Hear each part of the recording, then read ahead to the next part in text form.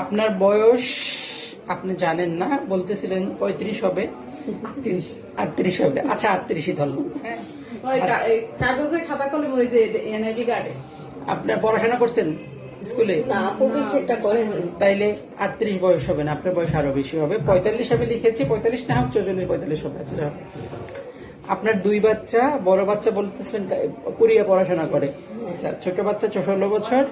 আপনার বর্তমান আগের স্বামী মারা গেছে, পরে এই ছেলে, বড় ছেলে আপনাকে বলছে যে বাবা মা বিয়ে করো, লোক পছন্দ করে বিয়ে দিছে। নতুন বিয়ে হয়েছে আপনার 2 বছর। এখন আপনাদের একটা বাচ্চা কাচ্চা, যেহেতু বর্তমান স্বামী আনমেরিড ছিল, আগের বাচ্চা কাচ্চা নাই, আপনার 2টা বাচ্চা থাকলেও ওনার যেহেতু নাই, আপনারা একটা বাচ্চা নেওয়ার প্ল্যান করতেছেন। কিন্তু সমস্যা হচ্ছে আপনার লাইগেশন করা। এখন লাইগেশন করার পরে লাইগেশন খোলা যাবে কিনা, বাচ্চা নেওয়া যাবে কিনা, সেই জন্য আপনি আমার কাছে আসছেন, তাই তো?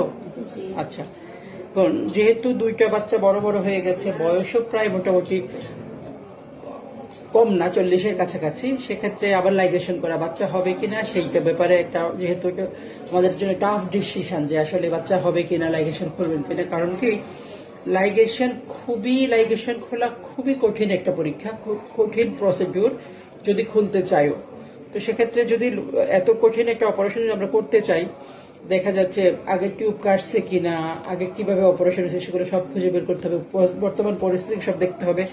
সবচেয়ে ফাইনেস্ট গাইনোকোলজিক্যাল যতগুলো অপারেশন আছে সবচেয়ে ফাইন, একদম খুব এক্সপার্ট ডাক্তার নিয়ে খুব ভালো জায়গায় করাতে হবে, অনেক টাকা পয়সার ব্যাপার আছে। তো এত বড় একটা প্রসিডিউরে আপনি যাওয়ার আগে আমার কাছে মনে হচ্ছে আপনার বাচ্চা ধারণ ক্ষমতা আছে কিনা সেটা দেখা জরুরি। বাচ্চা ধারণ ক্ষমতা থাকলে এমএইচ লেভেল আমরা বলি, ওটা যদি মোটামুটি ভালো থাকে, সেক্ষেত্রে অন্যান্য রোগ যদি না থাকে, জরায়ু যদি ভালো থাকে, যদি ড্রিম থাকে, সেক্ষেত্রে আপনি চেষ্টা করতে পারেন।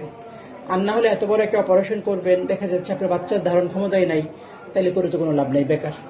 ঠিক আছে, সেজন্য আমি আপনাকে সেই পরীক্ষা করতে দিই। আমি নিজে টিবিএস করে দেবো, জরায়ু দেখে দিব, প্লাস আপনি এএমএইচ লেভেল করাবেন।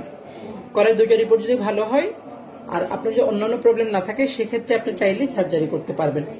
এই সার্জারিকে আমরা বলি রিভার্সাল অফ লাইগেশন, মানে জরায়ুর যে লাইগেশন করেছিল সেইটা খুলে দেওয়া।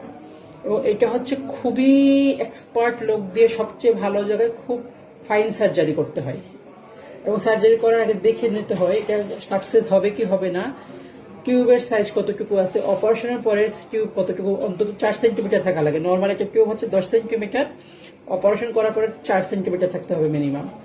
তারপরে হচ্ছে দেন যদি সব অপারেশন করার পরে আবার পরীক্ষা করে দেখতে হয় যে টিউবটা পথ ক্লিয়ার হয়েছে কিনা, সব ভালো থাকলে তারপরে বাচ্চা নিতে পারবেন।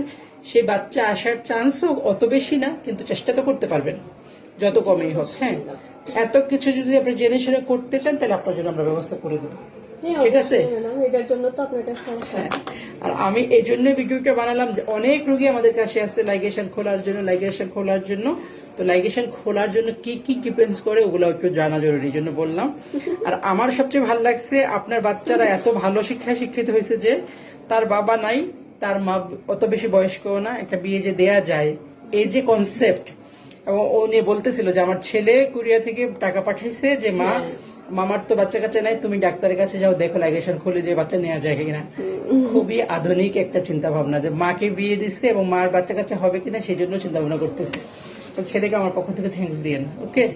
আচ্ছা, অবশ্যই অবশ্যই দোয়া করবো। আর আমি আপনার জন্য দেখি কি করা যায়, যদি সম্ভব হয় আমি ব্যবস্থা করে দেবো। হ্যাঁ ম্যাডাম, ইউটিউব লিঙ্কটা